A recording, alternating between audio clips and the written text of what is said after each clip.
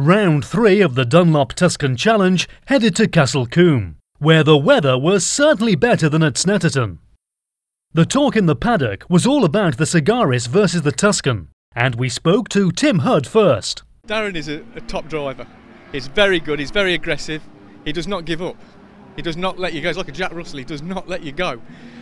It's hard to break him. His weak points, he hasn't got any really. He's a very clean driver. When you come through, he doesn't try to block, he lets it through and he waits for the next corner. I've been with people that probably won't be quite so kind as that. But yeah, there's certain people you can race like that with and certain people you can't, and Darren's one of the top racer. Yeah, the car's fine, the car's going as well as it can go, but to beat Tim I've got to drive like a loony, so we'll see what happens later on. And where's his weakness? In the slow speed corners. But the slow speed corners are hard to overtake, there's not a lot of room, so it's going to be a case of getting in front as quick as I can and hopefully staying there. In previous races, particularly when we've raced here in the special GT race, when there have been other cars in the other classes, then there have been cars in between us, so I've had to try and fight through other cars to get at those two. But with a clear run at them, then yeah, we need to hook onto the back of them and try and pressure them into making a mistake and see what happens. The grid for the third Dunlop Tuscan Challenge race of the year has Tim Hood on pole position in the Sagaris and Darren Dowling next to him in the Tuscan. Then it's Andy Holden and Hugh Marshall. Row 3 is Steve Glynn and Mark Hockin in the only TVR Griffith on the grid.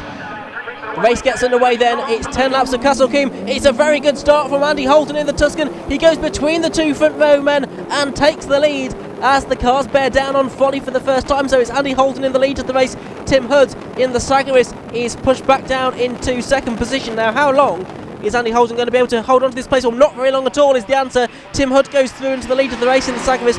Hugh Marshall there in third. The fourth place man spins round. That's Steve Glynn, car number 11. He has a moment. Everyone manages to avoid him though. Oh, and further back as well, that's Ian Jones in the TVR Chimera. He spins as well.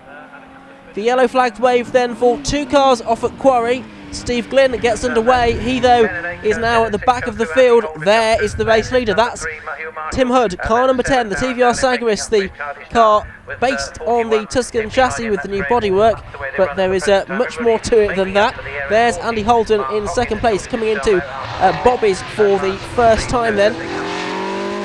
Hood, it is in the lead of the race. Holden is second, third for the moment Hugh Marshall, and Darren Dowling fourth after that poor start from the man on the outside of the front row. Andy Holden then turning through Camp Corner for the first time. He now completes lap 1. Tim Hood goes on to lap 2 in that menacing looking car. Great sounding V8 engine there. Down towards Folly they go. There now is Darren Dowling up into third place, so Hugh Marshall is pushed back to fourth position. I think Darren Dowling on his qualifying pace this morning ought to reel in Andy Holden and try and take second place away from him. There's Marshall in fourth place. That's the dice for fifth position, and that is Dean Cook that's involved there. But there is once more the race leader Tim Hood heading down through Hammerdown now and into the braking area for Tower Corner, one of the trickiest corners of the circuit. Plenty of incident there. You can see how little runoff there is here at Combe. Let's hope these drivers have no cause to use that today. Look at Darren Dowling throwing the car around through Tower Corner as he tries to pursue Andy Holden, I guess at least second place back if like, to get on terms with the race leader Tim Hood. But already the distance from the chicane at Bobby's to Camp Corner is the advantage that is held by Tim Hood. Here's a dice between number 33. That is Tim Broughton and Mark Hockin as well in the Griffith. He had a poor start, gets a place back there. Mark Hockin, the 21-year-old driver from Bideford. He's a builder by occupation. Here comes Andy Holden then on his third lap already. The Sagaris of race leader Tim Hood is little more than a distant speck on the horizon. Look at the acceleration of that Sagaris down towards old paddock there. So car number 10, Tim Hood, who won the previous round of the series at Silverstone. Through Tower Corner he goes. There is Andy Holden. using some of the curb but not too much of it. There's the floppy markers there on the apex of the chicane. If you take any of those out, well, you might just have a visit to the clerk of the course to explain your actions. On to lap 4 goes Tim Hood. Through Folly Corner he goes. He's got a car ahead of him. That's the Ian Jones Chimera that we saw have the spin earlier on. So he is going to be lapped soon. Mark Hockin is about to make up another place. He goes through past Graham Walden, now going around the outside, around Westway and down towards Camp Corner. So Mark Hockin makes up another position then. I think that puts him into the top 6 now. It's the number 13 car we can see now of Howard Bryan. He's going into Quarry Corner with some smoke, possibly some kind of fluid coming out of that car. He's going rather slowly because he's about to be passed by the number 3 Hugh Marshall car. That is for him to go a lap down.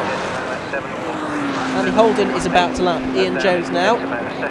Jones keeps well out of the way as Holden turns into the S's now. He goes right, he goes left, then he sweeps right again down towards Old Paddock.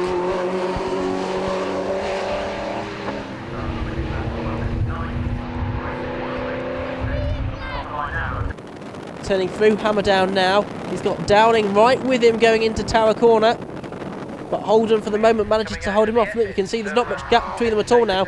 It's probably a car length, if that, as they go in towards Bobby's. This is the 5th lap of the race. It's a good run out of the corner there for number 7, Darren Dowling. He's going to try and get alongside through Westway, I think.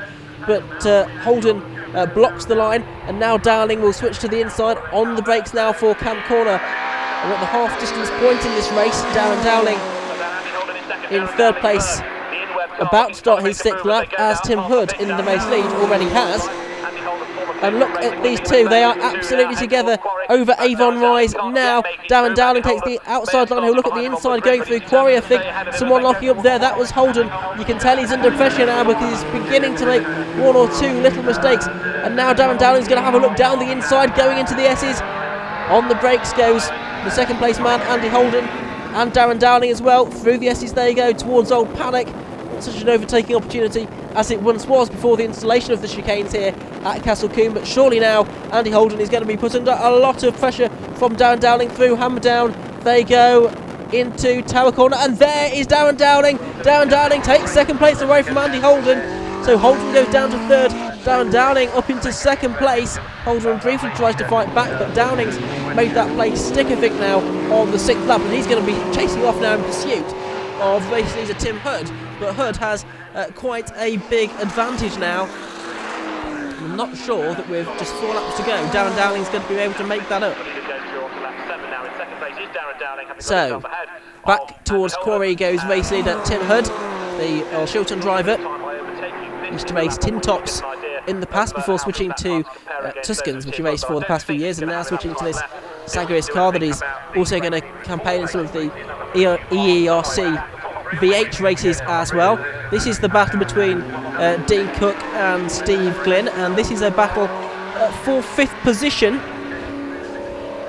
Steve Glynn, who made that mistake at Quarry on the 1st lap when he was running in 4th position, spinning that place away. Holden now has Darren Dowling disappearing into the distance really in front of him. Turning their way through the corner now. That's Tower Corner. Blue flags being shown to their number 33, Tim Broughton, about to be lapped then by Darren Dowling and Andy Holden. Holden gets past Broughton.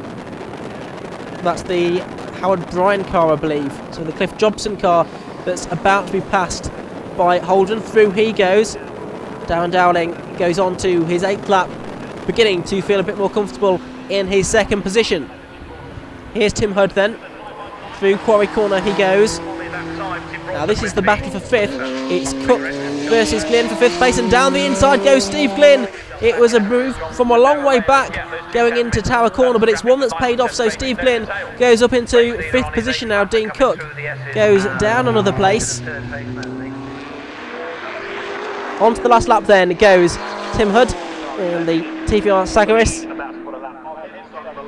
Just another minute or so to go in this race for him. There is Darren Dowling. He's now got a 2nd in hand or so over Andy Holden.